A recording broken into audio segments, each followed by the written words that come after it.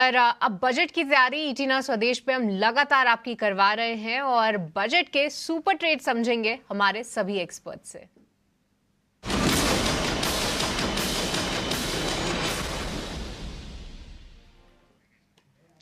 चलिए बजट के super trades एक एक करके हमारे एक्सपर्ट से समझते हैं। बजट के लिहाज से कौन से स्टॉक्स हैं उनके फोकस लिस्ट पे। और अंशुल, आपसे शुरुआत करना चाहेंगे, बताइए आपके रेडार पे कौन से काउंटर्स हैं। देखिए, बजट के लिहाज से मैं स्नोमैन लॉजिस्टिक देख रहा हूँ। ये काउंटर काफी अच्छा लग रहा है और बजट में इससे रिलेटेड काफी अनाउंसमेंट आनी चाहिए। ऑलमोस्ट 25 वीक्स का एक कैंडल पैटर्न बना हुआ है।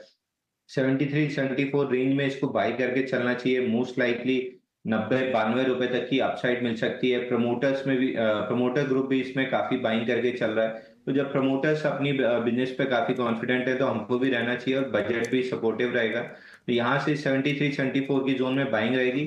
90 रुपए का टारगेट रहेगा।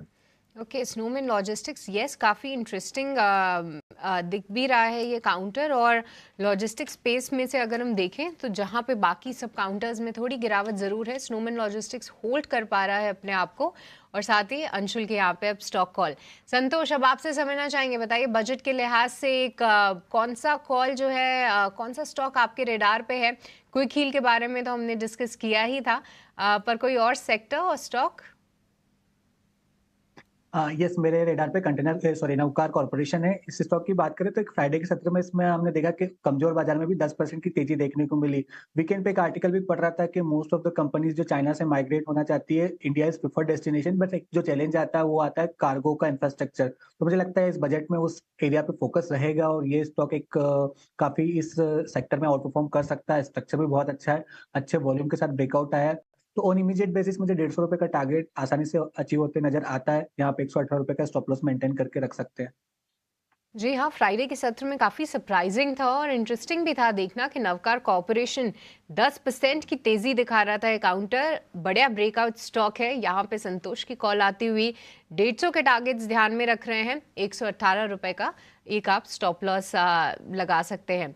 पर मितेश, अब आपसे समझना चाहेंगे, बताइए बजट के लिहाज से कौन सा स्टॉक आपकी लिस्ट में शामिल है। सृष्टि जी, बजट के हिसाब से आई थिंक रियलिटी स्टॉक्स में एक बहुत ही स्ट्रांग आना चाहिए, ऐसा मेरा मानना है। इसमें मेरी पसंद का जो रहेगा वो रहेगा डीएलएफ। अगर आप डीएलएफ देखें तो कंटिन्यूअस वो वीकनेस अट्रैक्ट कर रहा है, लेकिन यहाँ पे अभी जो स्टॉक है वो एक अपने अहम सपोर्ट के ऊपर है। आई थिंक 800 790 से लेके 800 का जो जोन है वहां पे एक स्ट्रॉन्ग एक्यूमुलेशन आना चाहिए। तो 780 के स्टॉप लॉस से डीएलएफ लेना चाहिए और ऊपर में जैसे ही स्टॉक 830 830 क्रॉस करेगा एक स्ट्रॉन्ग मोमेंटम आएगा और 850 और 880 तक स्टॉक जाने की संभावना रख सकता है अगले 1 से 2 वीक में। तो बजट के हिसाब से मेरे हिसाब से आई थिंक डीएलएफ में करंट लेवल के ऊपर एक्यूमुलेशन करना चाहिए। ठीक है, बिल्कुल थीम के अंदर ही है। दो सेक्टर, एक पोर्ट और लॉजिस्टिक वाला, उसमें स्नोमैन हो गया, नौकार कॉर्प हो गया। फ्राइडे को हमने बड़ी तेजी देखी नौकार कॉर्प में। और आपको याद रखना चाहिए कि अब ये जेएसडब्ल्यू इंफ्रा की कंपनी है। 70% स्टेक खरीदने के लिए करार हो चुका है। देखते हैं डील कब तक हो जाती है। लेकिन स्नोमैन, नौकार कॉर्प और उसके अलावा डीएलएफ, ये हो गए बजट के अनाउंसमेंट के दम पर ये बजट के सुपर ट्रेड